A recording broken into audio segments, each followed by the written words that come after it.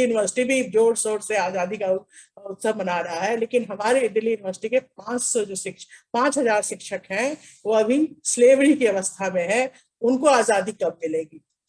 और यह कह के हमने ये उनके बारे में बताया कि किस तरह से इंटरव्यू जो हो रहा है उसमें क्या प्रॉब्लम है, एग्जाम्पल दिया। उसी समय हमें पता चला था कि देशबंधु कॉलेज में डिस्प्लेसमेंट भी हो गया है, तो हमने उसको भी उठाया कि इंटरव्यू हुए हैं और देशबंधु कॉलेज में डिस्प्लेसमेंट हुआ है।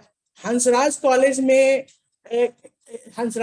में जिस तरह से इंटरव्यू हो चुका है और फिर क्या सिलेक्शन कमेटी इंटरव्यू करा के रिजल्ट को विथहोल्ड कर सकती है, ये बात भी वाइस चांसलर ने माना कि नहीं कर सकती है।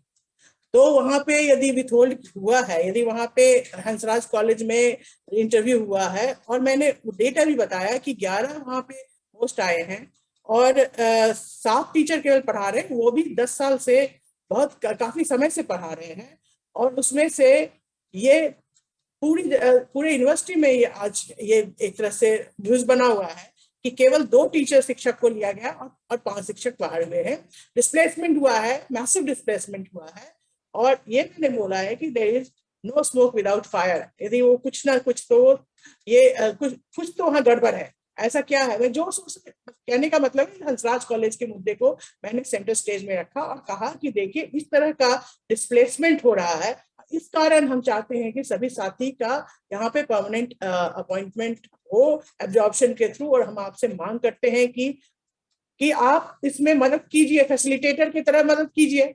वैसे तो 1970s लेट 1970s में दिल्ली यूनिवर्सिटी के थ्रू ही ऑर्डिनेंस 33 के थ्रू ही एब्जॉर्प्शन हुआ है, और वो भी एक रास्ता है।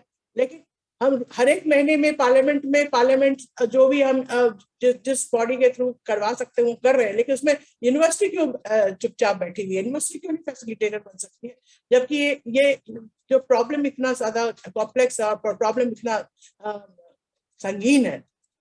इसी तो फिर स्क्रीनिंग उसी के तहत हमने ये भी कहा कि एक तो कितने कॉलेजेस में और कितने डिपार्टमेंट्स में यदि इंटरव्यू करा रहे हो तो कितने डिपार्टमेंट में इंटरव्यू करा रहे हो, और कितने मंथर गति से लोगों का थोड़े बहुत डिस्प्लेसमेंट के बावजूद आप इंटरव्यू के थ्रू करवा पा रहे हो, जबकि आपका कहना है कि हम सारे टीचर्स को 5,000 टीचर्स को हम परमानेंट इंटरव्यू दे देंगे। लेकिन एग्जैक्टली जो जैसा हो रहा है उससे तो लगता नहीं है कि परमानेंट होंगे। कितने लोग परमानेंट हो पाएंगे 4 साल में, 5 साल से 10 साल में? और ये हम लोग बार बार उठा रहे हैं कि ये इट्स नॉट पॉसिबल कि इतने सारे टीचर जो हैं वो एक साल में, जो कि हमेशा से वाइस चांसलर कहते आए हैं कि 1 साल में वो परमानेंट हो जाएंगे, इट्स जस्ट नॉट पॉसिबल। अगस्त आ गया, इतने 6 महीने ज्यादा हो गए।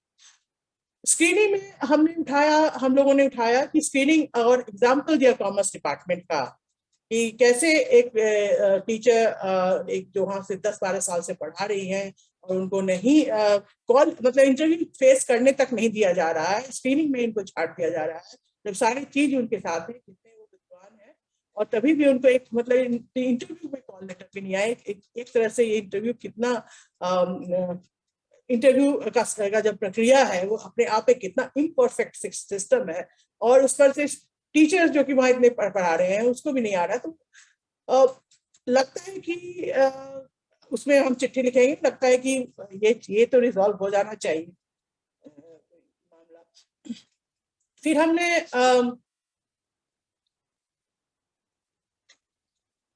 बाइफर्केटेड सिलेक्शन कमेटी की भी बात करी। हंसराज कॉलेज में किस तरह से बाइफर्केटेड सिलेक्शन कमेटी बैठी है, वो क्या जायज है?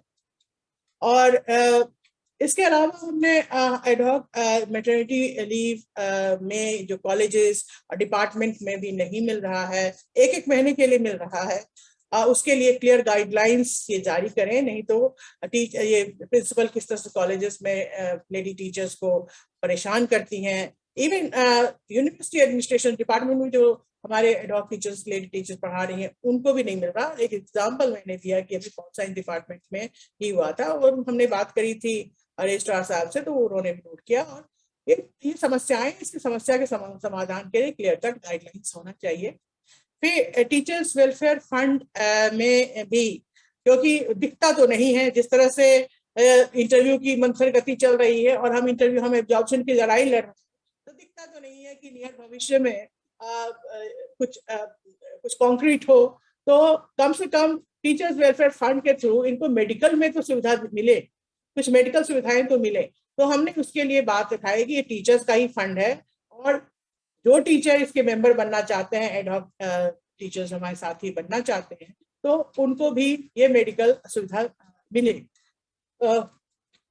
इसके और रीएम्प्लॉयमेंट का भी मुद्दा हमने लाया कि यहाँ पे कॉन्ट्रैक्चुअल, एक तरफ तो टीचर जो है या यहाँ परमानेंट नहीं हो पा रहे हैं और दूसरी तरफ से आप उनकी जॉब को ही खतरे में और भी डाल रहे हो रीएम्प्लॉयमेंट का प्रोविजन लाके, और जो कि कॉन्ट्रैक्ट बेसिस है। कॉन्ट्रैक्ट बेसिस एम्प्लॉयमेंट का तो हम एम्प्लॉयमेंट का हम पूरा विरोध करते हैं और गेस्ट फैकल्टी का हम विरोध करते हैं। अभी तक एडहॉक है तो, और टेम्पररी टीचर्स को भी होना चाहिए क्योंकि ऑर्डिनेंस में टेम्पररी टीचर्स और यूजीसी गाइडलाइंस में टेम्पररी टीचर्स हुआ है।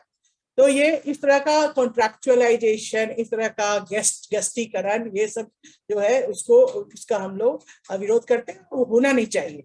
तो रीएम्प्लॉयमेंट का अब जैसे कि रीएम्प्लॉयमेंट को विड्रॉ किया है, अभी डेफर किया है, मतलब वो खतरा अभी तक बना हुआ है, उसको डेफर किया गया है। हो सकता है कि अगले एग्जीक्यूटिव काउंसिल में वो आ जाए, मीटिंग में आए, उसको फिर से आए। तो ये लड़ाई जो है हमें जारी ही रखनी होगी।